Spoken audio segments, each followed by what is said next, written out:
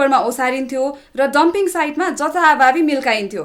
गिद्ध, कुकुर आदिले फोहोर खोतलेर त्यहाँबाट रोगहरू फैलन्थ्यो। अब त सङ्कलित फोहोरलाई वैज्ञानिक तरिकाले व्यवस्थित रूपमा सेनिटरी ल्यान्डफिल साइटमा थन्काइन्छ। ल ध्यान दिएर सुन।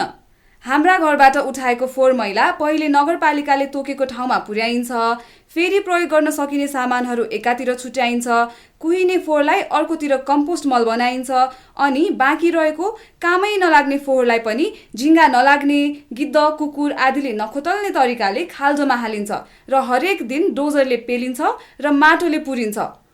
त्यो माटोले पुरेको फोहोरबाट निस्कने लेदो अर्थात् अङ्ग्रेजीमा लिचेट, यसले माटो र जमिन मुनिको पानीलाई दूषित नबनाओस् भनेर लिचेटलाई बलियो प्लास्टिक जस्तै पत्र ओछ्याएर छुट्टै पोखरीमा सङ्कलन गरिन्छ अनि त्यसलाई प्रशोधन गरेर नदीमा खसालिन्छ। साथै फोहोरको थुप्रोबाट निस्कन सक्ने विषालु ग्यासलाई पनि पाइपहरूको माध्यमले नियन्त्रित रूपमा बाहिर निकालिन्छ। यसरी फोहोर मैला प्रशोधन गरेर कामै नलाग्ने बाँकी फोहोरलाई व्यवस्थित रूपमा थन्को लगाउने ठाउँलाई अङ्ग्रेजीमा सेनिटरी ल्यान्डफिल साइट भनिन्छ। सेनिटरी ल्यान्डफिल साइटमा हामी जान हुन्छ मिस? त्यहाँ फोहोर फालुन्जेल त्यस विषयमा तालिम नलिएका मानिस त्यहाँ जान हुँदैन। तर फोहोरको खाल्डो भरिसकेपछि त्यहाँ वृक्षरोपण गरी हरियाली कायम गर्नुका साथै त्यसलाई बगैँचा, खेल्ने चौर वा अन्य मनोरञ्जन स्थलको रूपमा प्रयोग गर्न सकिन्छ अनि हामी पनि त्यहाँ जानुहुन्छ।